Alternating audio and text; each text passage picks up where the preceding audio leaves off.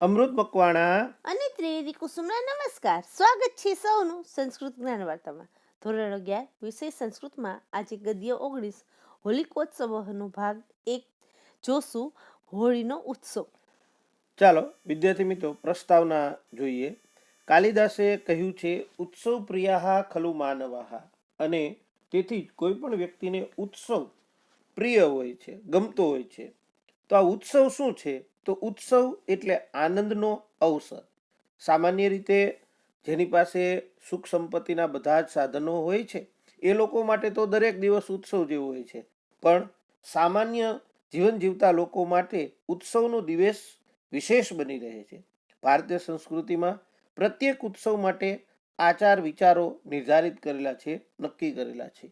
ઉત્સવમાં આપણે ત્યાં વ્યક્તિગતના બદલે સામૂહિક આનંદ પ્રાપ્તિ થાય તેવી વ્યવસ્થા પરંપરાથી થયેલી છે, જેથી સામાન્ય વ્યક્તિ પણ આ ઉત્સવનો ભાગીદાર બની શકે અને ઉત્સવનો આનંદ પ્રાપ્ત કરી શકે અને રોજિંદી જીવનમાંથી જરાક વિશેષ આનંદની અનુભૂતિ કરી શકે. તો આવા જ એક ઉત્સવ હોલિકાનો ઉત્સવ કે હોળીના ઉત્સવ વિશે આપણે જોવાનું છે.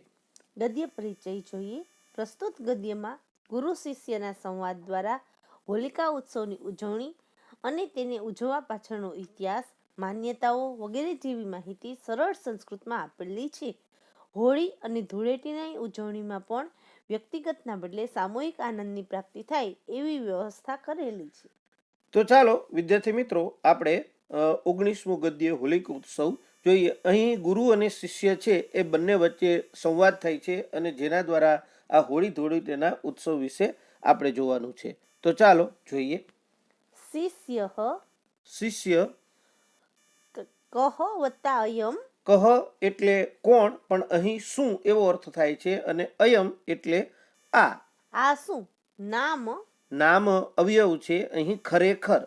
હોલિકા વત્તા ઉત્સવ. હોલિકોત્સવ, હોલિકાયા ઉત્સવ સમાસ છે. હોલિકાનો ઉત્સવ અથવા તો હોલિકા ઉત્સવ શું છે? કદા ક્યારે? ચ વત્તા અયમ વત્તા આયાતિ. અને અયમ એટલે એ અથવા તો આયાતિ એટલે આવે છે. શિષ્ય છે એ પોતાના ગુરુને પ્રશ્ન પૂછે છે, ખરેખર આ હોલિકોત્સવ કે હોલિકા ઉત્સવ શું છે અને એ ક્યારે આવે છે? ગુરુ હોલિકાનો ઉત્સવ હોલિકોત્સવ એટલે હોલિકોત્સવ. સહ તે ફાલ્ગુન માસસ્ય એટલે ફાગણ મહિનાની પૂર્ણિમાયામ પૂનમના દિવસે તિથૌ એટલે અહીં દિવસે આયાતિ આવે છે. શિષ્યએ પ્રશ્ન પૂછ્યો તો એનો જવાબ છે એ ગુરુ આપે છે. ગુરુ કહે છે હોલિકાનો ઉત્સવ એટલે હોલિકોત્સવ તે ફાગણ મહિનાની પૂનમને દિવસે આવે છે.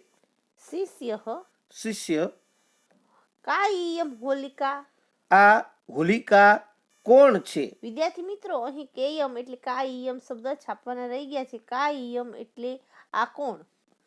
ગુરુ હોલિકા નામની એક સ્ત્રી છે. સા તે ચ અને હિરણ્યકશિપુ અસુર રાજાની ભગિની બહેન છે. શિષ્યએ પૂછ્યું હતું કે કાયમ હોલિકા, આ હોલિકા કોણ છે? એટલે ગુરુ છે એનો જવાબ આપે છે હોલિકા એક સ્ત્રી છે અને તે હિરણ્યકશિપુ નામના અસુર રાજની બહેન છે. શિષ્ય કિમ શું કૃતમ કરેલું? હોલિકાએ અહીં કર્મણી વાક્ય રચના છે. હોલિકા વડે અથવા તો હોલિકાએ જેથી તેના નામથી ઉત્સવ વત્તા અયમ એટલે આ અને ઉત્સવ એટલે ઉત્સવ પ્રવર્તતે અહીંયા ઉજવાય છે અથવા તો શરૂ કરવામાં આવ્યો છે. ગુરુએ હોલિકાનું નામ દીધું એટલે શિષ્ય છે એને પ્રશ્ન થાય છે કે હોલિકાએ શું કરેલું કે જેથી તેના નામથી આ ઉત્સવ છે એ ઉજવવામાં આવે છે. વિદ્યાર્થી મિત્રો, જો અહીંયા જિજ્ઞાસાની વાત છે. શિષ્ય છે એને હોલિકા ઉત્સવ વિશે અનેક જાતની જિજ્ઞાસાઓ થાય છે અને ગુરુ એની એક પછી એક જિજ્ઞાસા છે એને સંતોષે છે. ગુરુ એવમ એવમ એટલે આમ એમ હિ ખરેખર શ્રૂયતે સાંભળાય છે અથવા તો સાંભળ્યું છે. હિરણ્યકશિપુ નામકસ્ય હિરણ્યકશિપુ નામના દૈત્યસ્ય દૈત્યનો પ્રહલાદ નામકઃ પ્રહલાદ નામનો એકઃ એક પુત્રઃ પુત્ર આસીત. હતો. હવે ગુરુ છે એને આખી વાત કહે છે કે ભાઈ હોલિકા શું છે અને શા માટે એના નામથી આ ઉત્સવ છે એ શરૂ કરવામાં આવ્યો હતો. એટલે ગુરુ કહે છે ખરેખર એમ સંભળાય છે અથવા તો સાંભળ્યું છે કે હિરણ્યકશિપુ નામના દૈત્યનો પ્રહલાદ નામનો એક પુત્ર હતો. સહ તે નિત્યમ હંમેશા પરમેશ્વરમ પરમેશ્વરનું કે ઈશ્વરનું ધ્યાનમ ધ્યાન ભક્તિમય ભક્તિપૂર્ણ અથવા તો ભક્તિમય વ્યવહારમ વ્યવહાર કરોતિ સ્મ. કરતો હતો. અહીં સ્મ છે એ સંસ્કૃતમાં સ્મ છે એ કોઈ પણ વર્તમાનકાળના રૂપની પાછળ લગાડી દો એટલે એનો અર્થ છે એ ભૂતકાળ થઈ જાય છે. અહીં કરોતિ સ્મ છે એ ભૂતકાળનો અર્થ આપે છે. તે હંમેશા પરમેશ્વરનું ધ્યાન ધરતો અને ભક્તિપૂર્ણ વ્યવહાર કરતો હતો. ભક્તિ સત્રવે ભક્તિના શત્રુ દૈત્ય રાજાય દૈત્યરાજને અસુરરાજને સહ તે વ્યવહારઃ વ્યવહાર ન રોચતે સ્મ. ગમતો ન હતો, પસંદ ન હતો. ભક્તિના શત્રુ દૈત્યરાજને તે વ્યવહાર ગમતો ન હતો.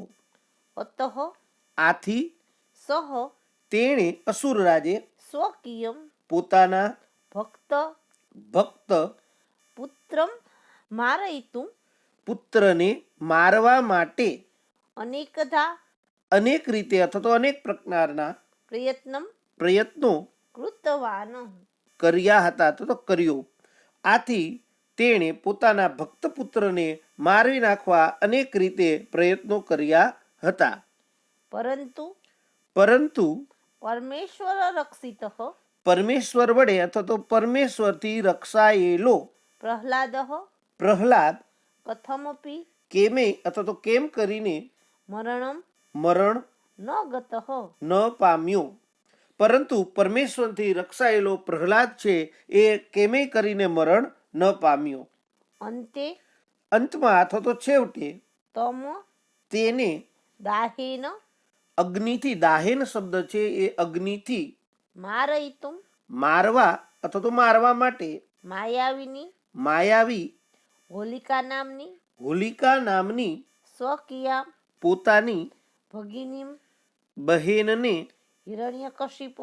હિરણ્યકશિપુએ પ્રેરી અથવા તો પ્રેરણા આપી. પરંતુ પરમેશ્વરથી રક્ષાયેલો પ્રહલાદ કેમે કરીને મરણ ન પામ્યો. છેવટે તેને અગ્નિથી મારવા માટે માયાવી એવી હોલિકા નામની પોતાની બહેનને હિરણ્યકશિપુએ પ્રેરી અથવા તો પ્રેરણા આપી. શિષ્ય કથમ કેમ અથવા તો શા માટે હોલિકામ વત્તા એવ હોલિકાને જ એવ એટલે જ અને હોલિકા એટલે હોલિકાને હિરણ્યકશિપુએ પ્રેરી. શિષ્ય છે એ પૂછે છે કે કેમ હોલિકાને જ હિરણ્યકશિપુએ પ્રેરી. હવે કહ્યું કે ભાઈ હોલિકા છે એને કેમ એવું શું થયું કે હોલિકાને જ હિરણ્યકશિપુએ પ્રેરણા આપી પ્રહલાદને મારવા માટે. તો હવે પછીની જિજ્ઞાસા છે એ ગુરુ છે એ સંતોષશે.